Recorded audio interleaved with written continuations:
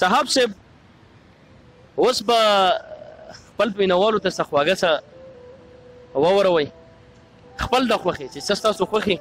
چې مینوال ته هم یو خوښ مزه واخلي روجه هم ده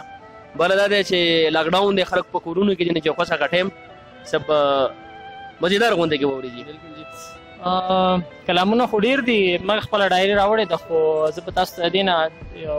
کلام ووایم د هغې نه مخکې یوه ټپه به درته زه ووایم چې سترګې ګوره بلها سرې دي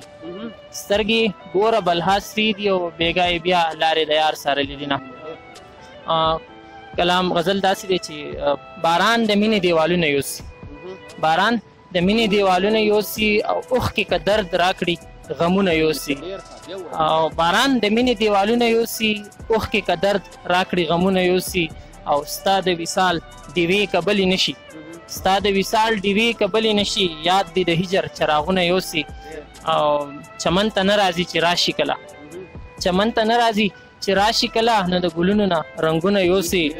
او نادانې مه جاړه کمبختې اوښکې نادانې مه جاړه کمبختې اوښکې په زنه راشي ستا خالونه یوسي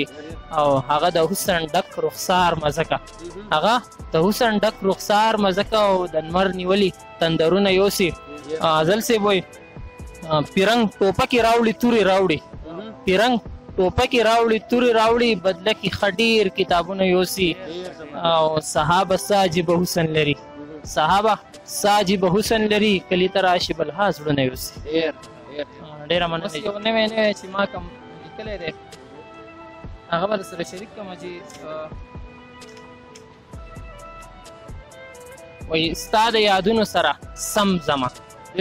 ستا د یادونو سره سم زما دا بار په زړه باندې وړم زما او زه په دې ښار کې نور ښه نه پایم زه په دې ښار کې نور ښه نه پایم او ستړی کړم زه د دې ماتم زما او زلمی یو بار د سندونو واخیست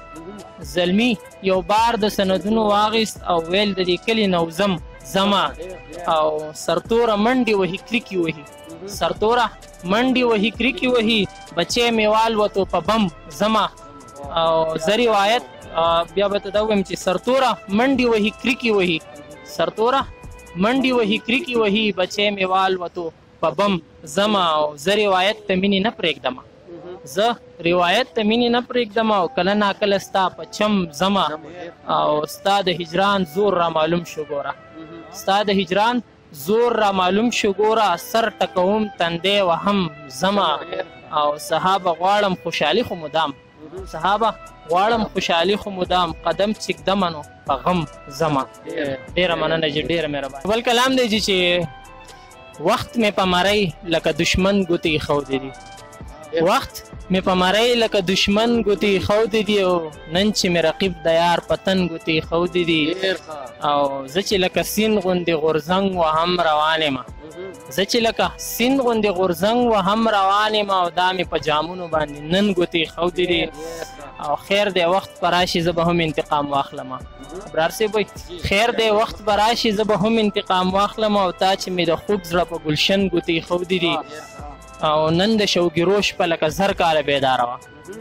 نن د شوګیروش په لکه زر کاله بیداره وه او ښکاري چې تیارې په ماسخوتن ګوتې ایښودې دي او نوي شنه بنګړي بیا نن لاس ته غورځولي وو نوي شنه بنګړي بیا نن لاس ته غورځولي وو خدای خبر چې چای په مړوند ګوتې ایښودې دي او نن چې مې زړه چاو دی اسویلی د خولې نه ووتو نن چې مې زړه چاو دی اسویلی د خولې نه ووتو پوه شومه چې مرګ مې په بدن ګوتې ایښودې دي او زه خو یې صحابه د خپل ځانه پردی کړی یم زه خو یې صحابه د خپل ځانه پردی کړی یم او کله چې په زړه مې کبرجن ګوتې ایښودې دي ډېره مهرباني دا